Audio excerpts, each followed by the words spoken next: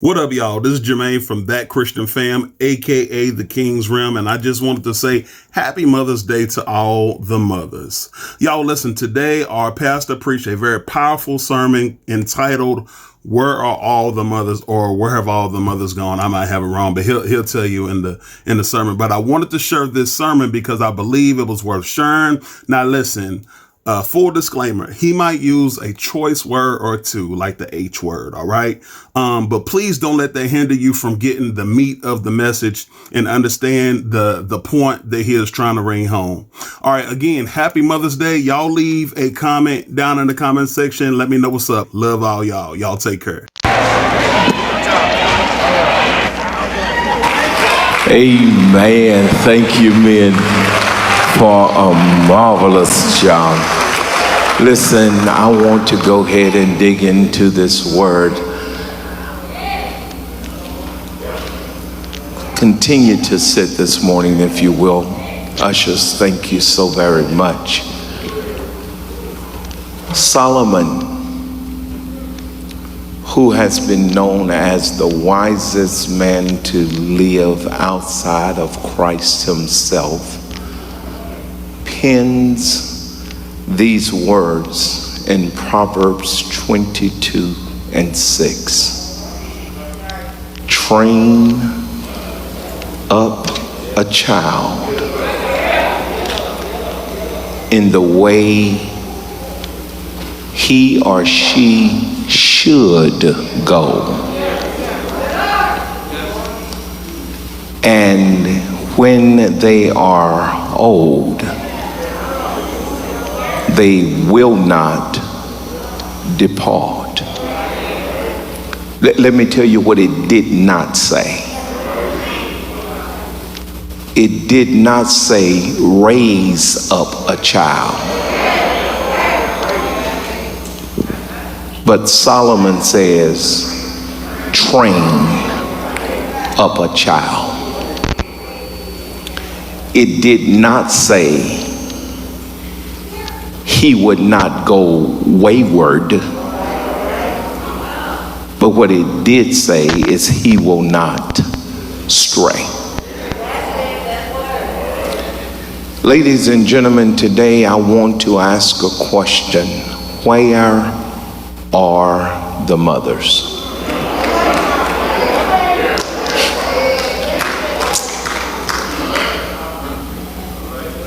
There's an article that I just want you to see the caption on. Brittany, put that up for me.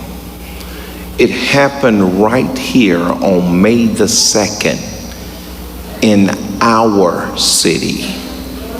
The first word says Texarkana, but the article simply says Texarkana, Texas, capital murder suspect arrested in the Dallas area. Two 18-year-olds were killed and a 17-year-old was seriously hurt in a shooting at apartment complex. Mr. Collins, 16. Mr. Collins, 16, was apprehended May the 2nd in the Dallas area, according to Texarkana, Texas police. Another article says, in collaboration with DeSoto and Texarkana Police Department on Hummingbird, right back here, that this 16-year-old was apprehended in the city of DeSoto on a street right off of Parkerville called Hummingbird. That's not my problem. My problem is the mother's response that I cannot put up on the board.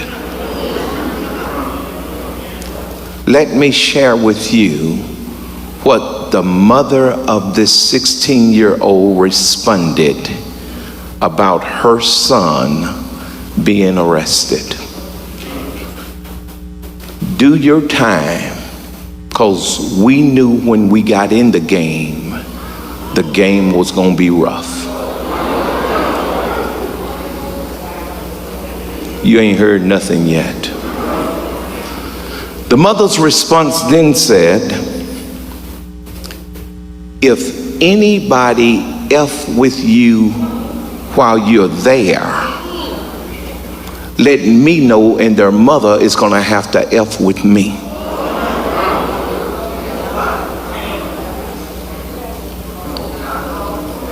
That's a mother's response after losing a 16-year-old son to a system where he will never see daylight outside of the prison again.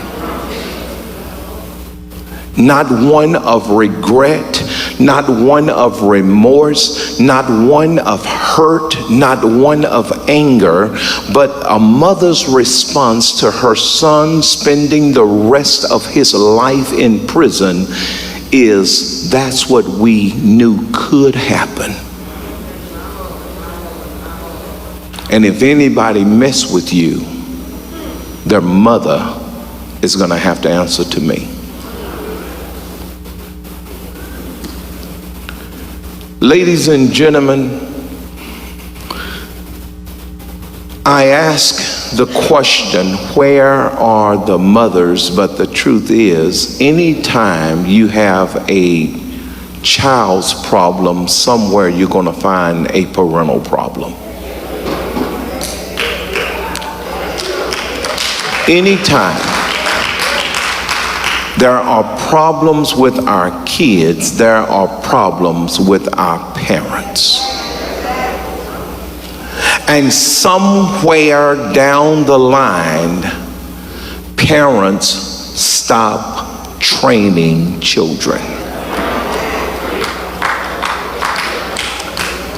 Let me just throw out, I can't tell you I appreciated the fact that any adult had a right to tear my butt up, but it sure helped me to be who I am.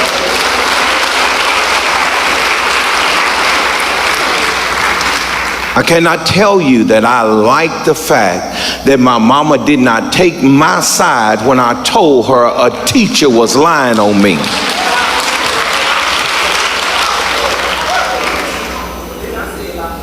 I might not be much to you, but I look at what I could have been and what I should have been, and it helped develop me into who I am because I had a mother who understood it took a village to raise a child. And the sad thing now is, even in the church, we want to combat people who discipline or correct our children. Let me bless you. You don't have the only eyes to see what Junebug is doing, and you better let people who you know love people help you to parent your child.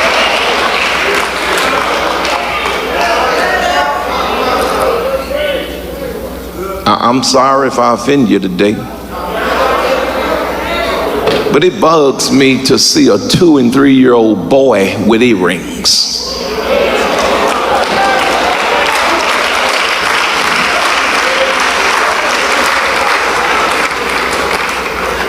The reason I gave those cards with money because I needed some help and I didn't need y'all to turn on me today. So that was strategic. So y'all won't get so mad at me when you walk out of here. Ladies and gentlemen, when I was coming up, and I know that y'all, oh, that's old school, that was then, but let me bless you. Look at what was going on then in families and what's going on now in families. Look at how good things were versus how bad they are. So maybe it ought to be that we go back to the old time way.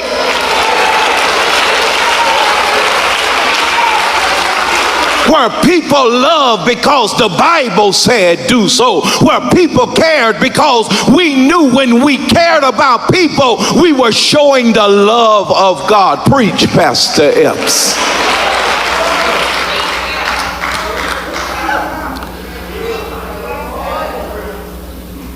It's a scary day.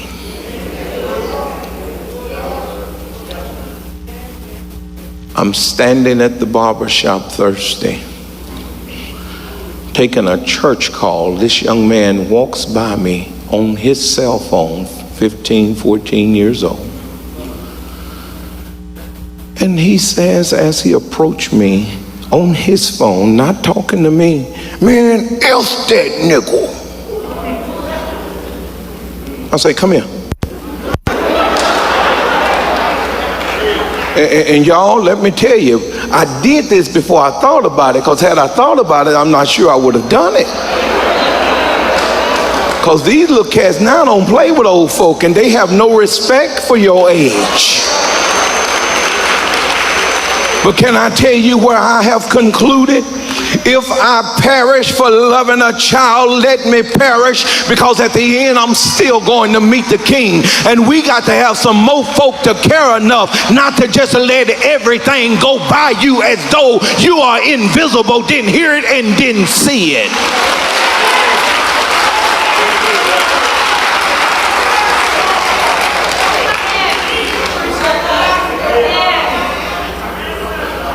It is so sad, the lack of respect that some children have even for their own parents. But can I help you? That ain't on the child, that's on you. And can I help you one more time? That's stuff that was allowed to take place because you thought when he hit you that was cute. And instead of knocking the hell out of him, even at the age of 2, now he's 18 and still hitting on you. And instead of you parenting him, you're scared of him.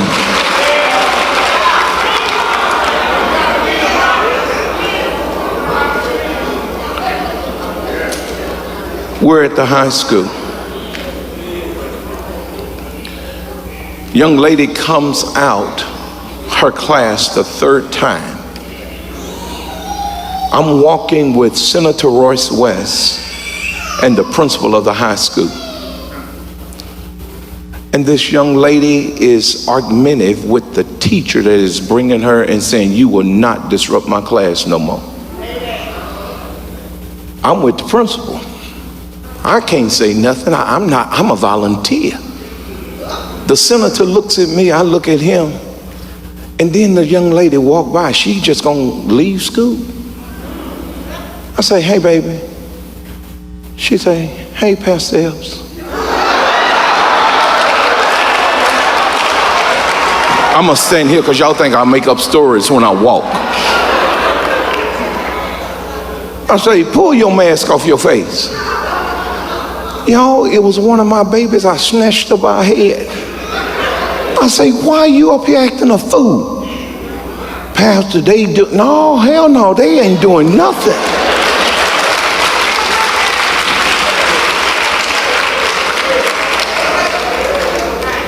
You are the child. They can't do nothing but teach you. They can't do nothing that you don't, watch this, invite them to do because of your disbehavior. Y'all, before I knew it, I done grabbed this little girl's hair. And let me tell you, I said, "I love you, and I'll be damned if you act a fool at these folks' school. Get your ugly self back to class and let me hear about it." I told the principal, I say, "Take my cell number. You call me if she do anything else." But don't you know there was a time we were scared for parents to get a phone call?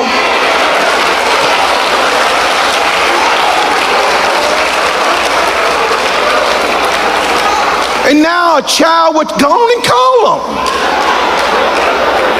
Baby, if somebody called my house, I knew I didn't have a home to walk to that evening.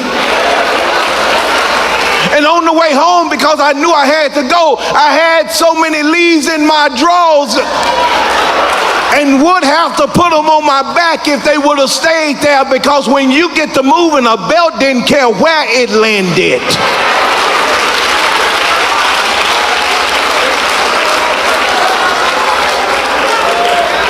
But where now are parents that train children the way we were trained. Look at us today. Might not have a whole lot, but we got enough respect. We got enough love, care, and concern about people that we still respect and honor positions and people.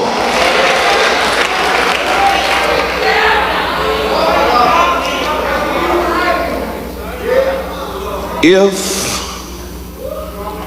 we have the fear of children, we can never have the respect of children.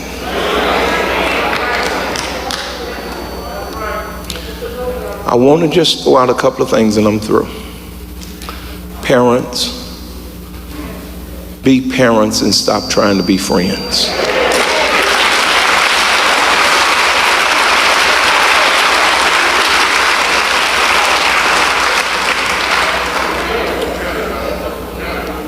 One thing you cannot afford to do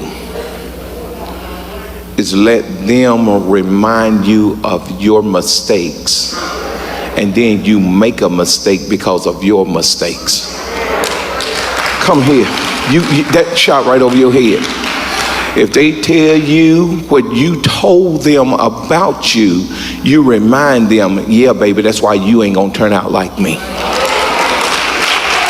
Use it to work for your advantage rather than your disadvantage. Stop belittling yourself as a parent because the man you chose to be your sperm don't exist no more.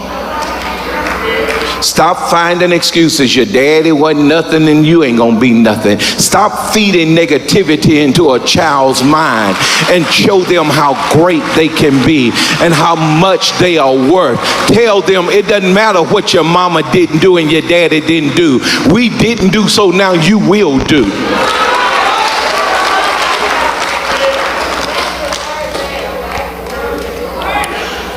Betty, I was 46, Carl, when I got my first earned degree. I had some Bible training, but I was 46 years old, 9 years ago, when I decided to go back to school at Dallas Baptist and get my degree. I didn't see a use in getting it. Can I tell you why? I wasn't going to get a promotion and I wasn't going to get a raise. So I say, why do I need to go back to school? And when I said something to Adarius and Destiny about college, Adarius said, well, Pops, did you graduate college? And after he got off the floor,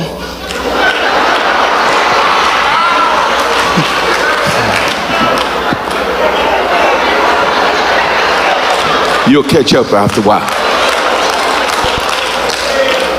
After he got off the floor from catching the back of his hand, y'all, let me tell you, it pricked my heart. And then I went back to school because if I want to teach it, I want to live it.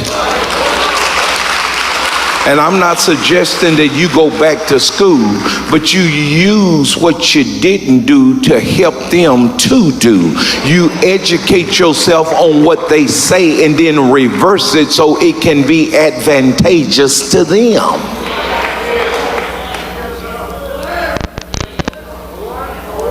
I want to say one other thing and I'm through. Two other things. Make it three because you said so. Because you said so. I think it's time.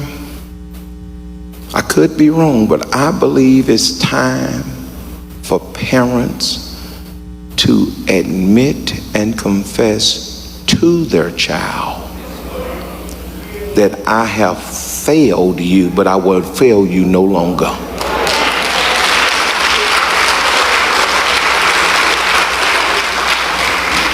Let me tell you what I did. True story. I said to my son Adarius, who's now married with 3 kids, I asked him the other day, I said, tell me, where did I go wrong? He said, Pops, what do you mean? You're a great dad. I say, no, I had to do something wrong somewhere, Darius, and tell me so I won't get it wrong no more. He say, Pops, nobody can have a better dad than you. I say, no, Darius, that can't not add up. He said, why are you saying you did something wrong? I say, because you feel like you're entitled and privileged to stuff.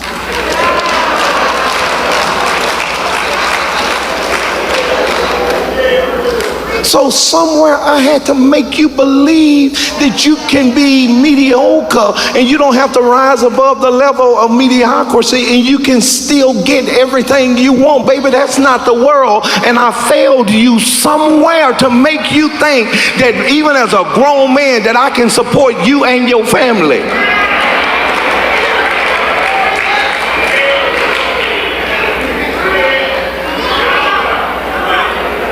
I said, wherever I went wrong, let me apologize. I've hurt you, baby, but let me tell you, I won't hurt you no more. You got to grow up and you got to be a man. And when you need some help, I'll be there by your side. But you got to figure things out to the best of your ability. And when you can't figure it out, call me, because I'm not a pops who can dictate no more. I'm only a pops who can help you by suggesting things to you.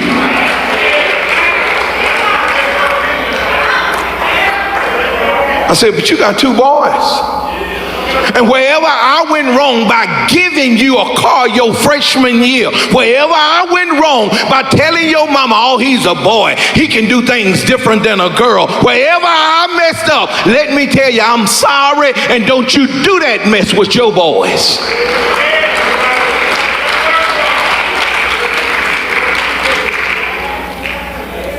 Training has never felt good to the trainee, but it made the trainee be better because of the training.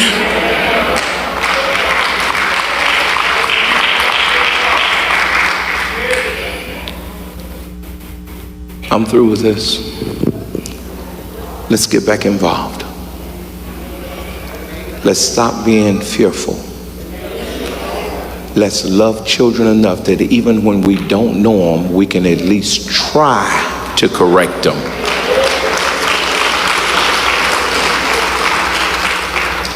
Now, because you don't know them, there's a certain way you can't talk to them. But anybody can say, baby, don't use language like that. That's not harsh. That's not demeaning. That's not threatening. But if you tell a child, boy, you better stop all that blank cussing. Yeah, they're going to come at you. They don't know you like that. But care enough to correct. Because what we're doing will not only be advantageous to us, it would be a blessing to the kingdom of God. I'm sure everyone in here have heard or read about that 19-year-old beautiful princess at Southern University. What y'all might not know while y'all was reading the story, that's our baby. We're going to the funeral home tomorrow to make arrangements for that baby. And you never know what a youth is experiencing if you stay away from them and don't talk to them.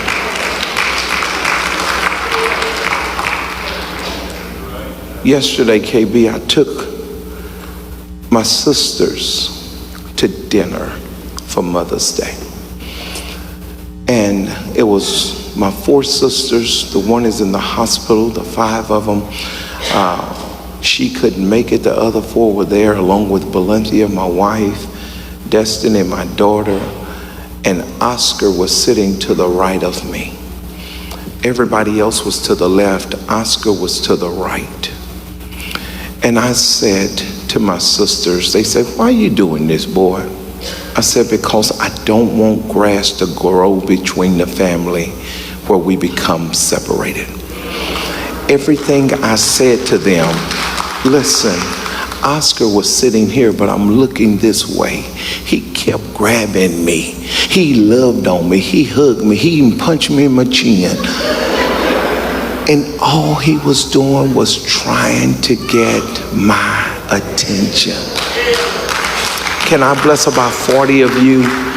If a child's only way to get you to communicate with them is by being bad, trust me, they're going to be bad, because children desire your attention.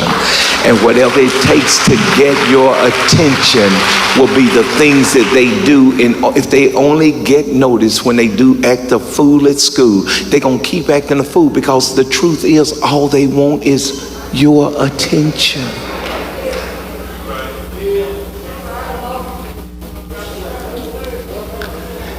And if they want your attention, I stop. I say, y'all, hold on. I stopped. I hugged Oscar. I say, hey, man, you know you my main man. He said, tell him, Dad, I'm the main man. He wanted my attention. I say, but let Daddy talk to my sisters. You got Daddy all the time. I said, as a matter of fact, let's switch seats so you can think I'm talking to you too. So we switched around. We sit switching seats so he can be a part of the conversation and not be left out the conversation, because all he wanted was my. And whatever it took to get my attention, he was going to do it. And kids don't even care about what consequences they have to endure, as long as they can get your attention. And since that's the way they are used to getting your attention, let's try something new. Let's try loving them so that they can get our attention. Let's try sitting down and communicating with them in order to get our attention. Let's try watching a TV show together. How about asking them, how was your day today? The only time a child hears from a lot of parents is to tell them what they ain't and what they haven't done. And we train minds not after 6 or 7 years old, but between 0 to 5. They will learn more then than they ever will the rest of their lives. You know what? If we didn't do nothing else, we were always at Sunday school. Couldn't talk good, but mama had us at church. Didn't really know what the preacher was preaching about, but we were in the house. And can I tell you, I can't tell you what he meant, what he said, but I can tell you some of the things that the preacher used to say. He would say something like, bless my bone, I had the number 2 bucket and we would wash our clothes in the number 2 bucket and what that mean? I don't know, but what I do know is it was instilled in me because I heard it, and faith cometh by. So if they hear love and then it's backed up by seeing love, they're going to believe love. And when they walk out your door and see what love ain't, you know what? They're going to come right back to what love is. They won't stray. They'll come right back, but they got to have something to come back to. And if ain't nothing in them, ain't nothing to come back to. So put something in them, and let me bless you, it ain't too late. I don't care how old they are. Go and have a conversation, so even if you messed up and didn't do it the right way, you can help them to do it the right way with their child, and God can get the glory. I'm through.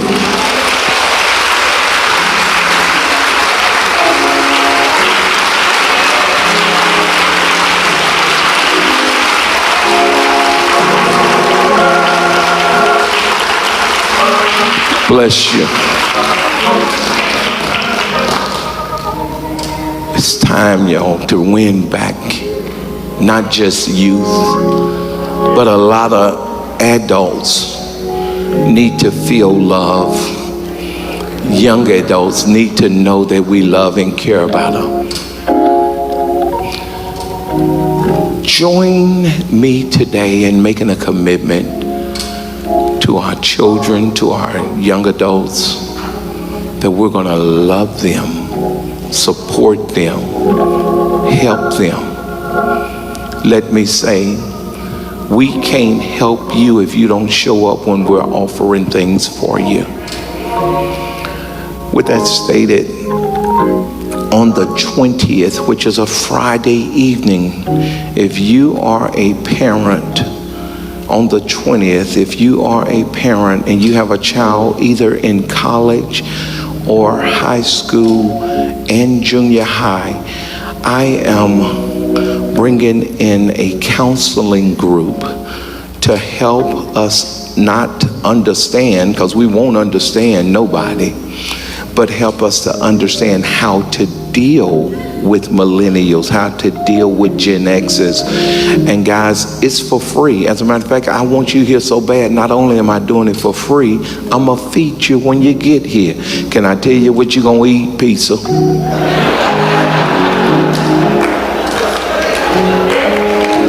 I'm sorry.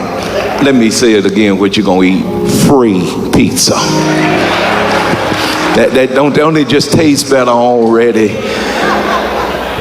But I want every parent with a child, you and your child, come so that we can reunite as parent and child, not as homeboys or friends. No, we have a distinct role as a parent, and we cannot lose that identity if we're going to keep the respect of our child. Guys, it's going to take all of us to do what very few of us can do. Let me throw this out and I'm through. There are some kids you can train and they're still going to go the wrong way. You cannot blame you when you know you've done the best you can.